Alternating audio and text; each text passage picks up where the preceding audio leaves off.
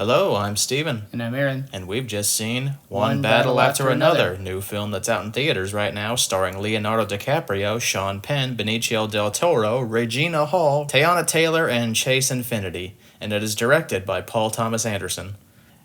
Damn, that was good. Not even gonna bother setting this up. That was outstanding. Yeah. Wow is what I would say. A really incredible film. Yeah, I think that's going to be one of the best films of the year. Has potential to be the best film of the year, but Park Chan-wook has a film coming out later this year, and if that man's track record continues, then I have a feeling PT might have some competition later this year. Yeah, there's a few more films coming up in the next couple months that I very much want to see, and probably some that'll be hitting early next year before award season from this year. But this is a hard one to beat. I don't have any problems calling this, I think, the best movie I've seen this year. Pretty handily. I think I would agree with that. As much as I loved 28 Years Later, and I gave that movie a 10 out of 10, this tops that. I think this is a pretty exceptional movie. Yeah, get the plot out of the way. Bob Calhoun and Perfidia Beverly Hills are members of a far-left group known as the French 75. Their revolutionary acts include freeing migrants from detention centers and bombing corrupt government official buildings and knocking over banks to fund their artillery. Bob and Perfidia become romantically linked, but Perfidia also finds herself the object of affection for Colonel Lockjaw, who, by his own admission, loves black girls. Yeah, I love them. Love him. Eventually, Perfidia gives birth to little baby Charlene, and she finds herself captured by Colonel Lockjaw, but she secures her freedom by selling out the other members of the French 75 before fleeing into Mexico, while Bob takes Charlene and flees to a sanctuary state. 16 years later, Bob is now living off the grid with Charlene, trying to live a quiet life under the radar. He doesn't allow Charlene, who's now going by Willa, doesn't allow her to have a phone, doesn't like her to associate with too many people, doesn't want to draw attention onto himself, and then things pick up when eventually the feds start to pick up their trail. Yes. Well, I guess we'll just get the performances out of the way first. The cast is uniformly excellent across the board. Yeah, this is exemplary work from everybody here. Leonardo DiCaprio's transformation into Jack Nicholson is about 65% complete. When you hear the words Paul Thomas Anderson and Leonardo DiCaprio collaborating, you instantly start thinking of all the possibilities and ways it could go right, but also ways it can be underwhelming. But they totally deliver here. He's only gotten better as an actor as he's gotten older. Yeah. He's so much more adept at disappearing into his roles now than he was during his heartthrob days. But he still kind of has almost kind of youthful charm to him, which especially works here because he's basically like an aged, washed-up revolutionary who is constantly fighting his age and the youth of the people that have kind of picked up the fight after he's kind of retired from it. And a lot of the humor comes from watching him just being unable to keep up and not understanding how things work, being totally detached from what's going on in the world. Yeah, he's cooked his brain on marijuana and hard drugs and alcohol. And the revolutionaries that he was a part of, they speak in codes that you have to remember, and they're pretty elaborate, and he has forgotten most of them, so he's totally useless to them. He's totally neglected his body and his mind, and it's starting to catch up with him. And then Sean Penn as Colonel Lockjaw. This is some of the best work I've ever seen him do. He completely disappears and becomes this character.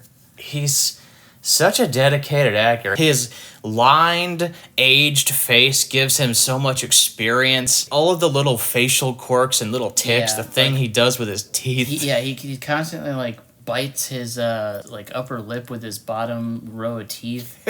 He has these weird facial tics where he'll jut his head out suddenly or quickly. Right down to the man's walk, he has this stiff kind of arm swinging, almost Vince McMahon-esque walk to him. Yeah, which suggests maybe an old battle injury or something. Just all of these little details just create a experienced, detailed, fully alive character. Yeah, I guess his character is, with a lot of these types, a deeply insecure person. Yes. He desperately wants to prove, his purity and his self-worth. his masculinity. In his masculinity, especially. He wants to feel like he's a part of a higher cause. Yeah, he has a higher calling that he needs to, serve and be worthy of. And kind of his journey is trying to make that happen at any cost. And the way his character ties into Leo's character was surprising, but not surprising. You can kind of obviously see where some of those story threads are going. But the way they actually like develop them and execute them was like very surprising. Like the lengths and the depths and just how low this character was willing to stoop to get what he wanted was pretty interesting to watch. Yeah, Benicio del Toro has a sparse and not very dialogue heavy, but surprisingly impactful role as this sensei who like teaches Bob's daughter self-defense, and he's also helping migrants like escape. Yeah. He's like the quiet revolutionary. He's kind of like Bob, but today. He's got a very calm demeanor, and he's a very reassuring presence in the film. Yeah, he doesn't fight his battle with violence or, bombs or bank robberies or anything like that. He does it like through very humanitarian efforts. Through stealth. Yeah, through stealth, through like subterfuge, and a large connection, like a network of connections that just shows kind of like how the battle evolves and changes over time as the generations kind of progress and pass it down to the next generation. So that was pretty satisfying to see, like, just how his operation works and just how adept he is at everything he does. And we get a pretty detailed look at it. Yeah. Also great is Chase Infinity plays the daughter of Bob. She holds her own very well with everybody else in the movie. Yeah, young actress, but she's surrounded by veterans of the industry, but she does exceptionally well in matching them in terms of quality of acting. She takes after her mother. She's got that revolutionary spirit in her. Yeah, speaking of which, Tiana Taylor, who does play her mother in the film. In the beginning of the movie, I kind of like started off on the wrong foot with the character, but it became very clear not long after that she's supposed to be an extremely flawed and even unlikable character. Yeah, she's a complicated figure. I found her kind of detestable for a lot of it. Yeah, it seems like her like part in the revolution. Like she obviously cares about the cause to a point, but it seems like she also gets like a personal satisfaction out of like having power and using that power over others, which is, it's kind of weird because it seems like that's exactly the kind of attitude that she's fighting. That desire to have that power comes at the expense of her personal relationships. It makes her neglectful of people she should be caring about directly. Yeah, I thought she is a really interesting character, even though she's not in the movie as much as you might think, but she definitely has a presence. Yeah, that presence lingers over the rest of the film. Yeah, and Regina Hall also, just really great. I was thinking about like Scary Movie in the middle of this movie and how she's supposed to be coming back to do another Scary Movie, and I'm like, I'll watch it, but like it feels like we're kind of past that. And this is what you should be doing with your career. Well, she was one of the high points of those films consistently. Yes. She was a comedic giant in those movies, and now... Yeah. It'll be nice to see her in that capacity again, but man, if she's capable of delivering this stuff, I just want to see more of this. Yeah, Hollywood. Give her a call. She's good. So this is one of the most visually beautiful movies we've seen. Thank God that man continues to shoot on film. It just has a look and feel and texture and like a vibrancy and lifelike quality to it that just looks better and is more engaging than most other stuff that has been released this year. His films are so luminous. They're reminiscent of Kubrick in the way they're lit. There's always this white light that seems to linger over everything. It gives everything such a glow. Yeah, like especially true in the sensei's like his dojo. Yeah, his dojo. Like it's just that like that bright fluorescent just like overtakes the scene. It's just like a bright white light with these characters in it. and like the scene blocking and the framing and the shot composition is so well thought out and planned and meticulous. There is like a sequence in this film that has to be like 30 minutes long. It's one of the best things P.T. Anderson has ever done. There's an extended sequence where, without saying too much, Leonardo DiCaprio's character Bob has to evade the law, and he does it by seeking Sensei's help, and it goes on for like 30 minutes. It's like a master class of tension and excitement, and it's humor. It's riveting, it's funny, and it has such an unexpected ending after all that build up. Yeah. And this is the way that undercutting drama with comedy can work. Yes. Because it serves the characters and it serves the themes and the narrative, not just because we wanted to make it funny. I'm looking at you, James Gunn. But yeah, just totally riveting, magical filmmaking, and also a surprisingly really good car chase movie. Yeah, there are several intense car chases in this movie, including one really incredible one that makes magnificent use of geography. Yeah, it's a car chase, and part of a car chase is kind of the paranoia of how far the car behind you is and if they're catching up to you. You don't know what's ahead of you. Yeah, and when you're going down roads, especially desert roads, there's a lot of ways you can play with that and keep the audience on their toes. And they do a really good job with that. Also, like an earlier one that takes place after a bank robbery that goes wrong. Through a busy city street. Yeah, it reminds me of like... French Connection? French Connection, like just shooting in the streets with real cars, like actually crashing into things with the camera like in the action. That is a very good comparison, by the way. Watch that movie if you haven't. Yeah, like the best car stuff, I think, this side of Furiosa or Fury Road. Yeah, and the final chase in the movie has a very clever climax. The way it wraps up. Yeah, again, just smart character writing, good use of the landscapes, things that characters do make total sense. And it says something to the resourcefulness of the characters. Yeah. Speaking of characters, what would you say is like outside of the actual actors is kind of like the biggest character in the movie? For me, it's the music. Yes, this Johnny Greenwood. This Johnny Greenwood dude. I can see why PT always uses him.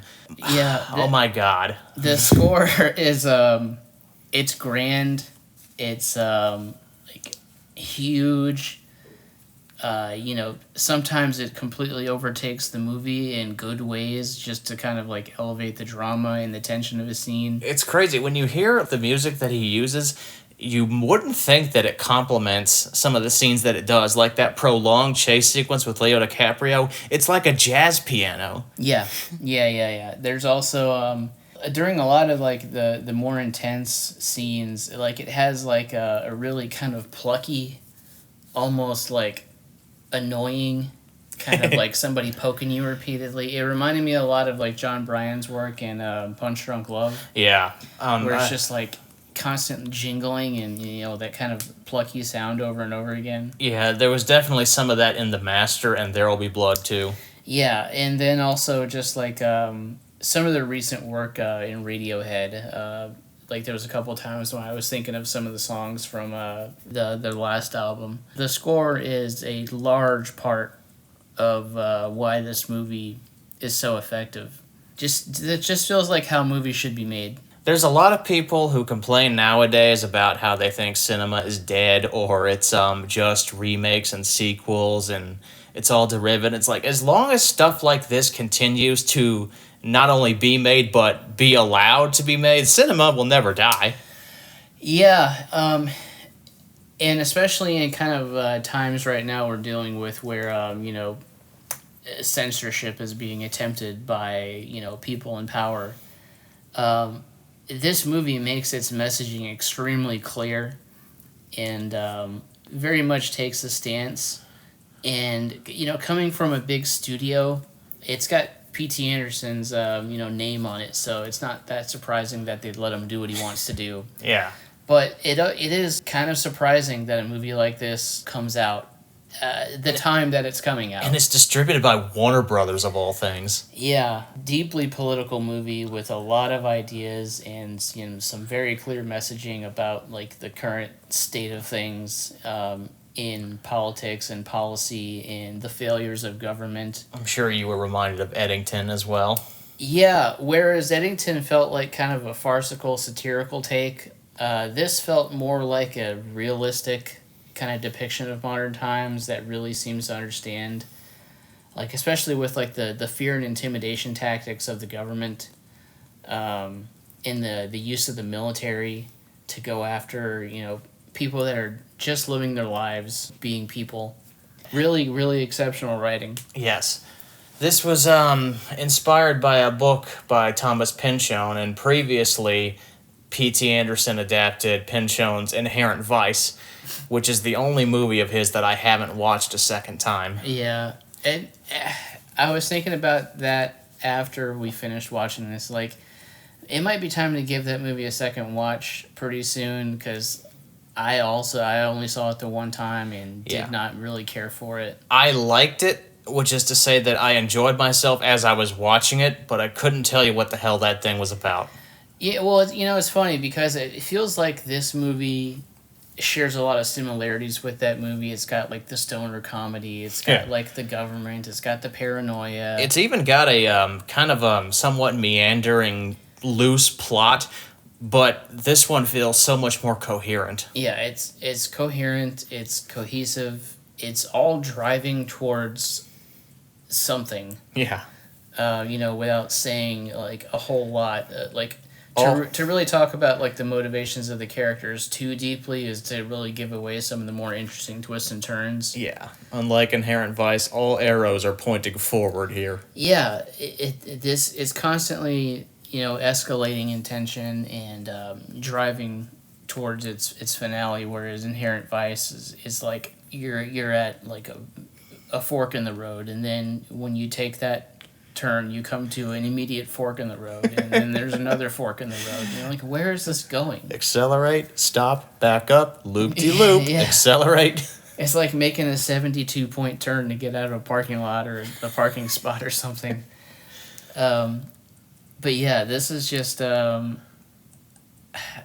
it's so hard to make this kind of declaration since Phantom Thread was so good and The Master is as good as it is, but I think this might be his best movie since There Will Be Blood.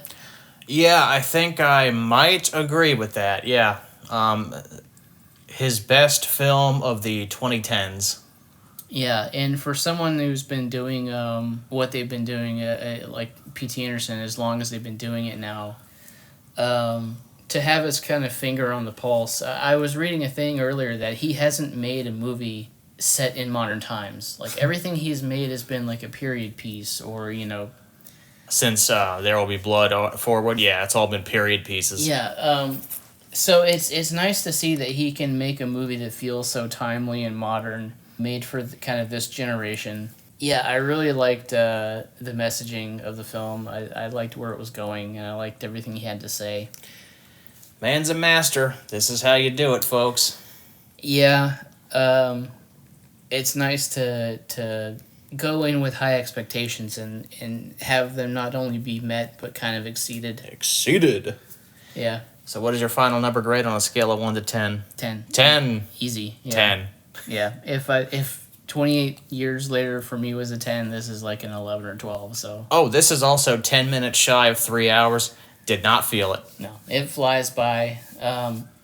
And for whatever reason, the AC in our theater was turned off, and it was hot and uncomfortable, but... I didn't notice. The movie's so compelling that I did not care. Wow. Fascinating. Yeah. Wonderful movie. Excellent. Go see it and then see it again.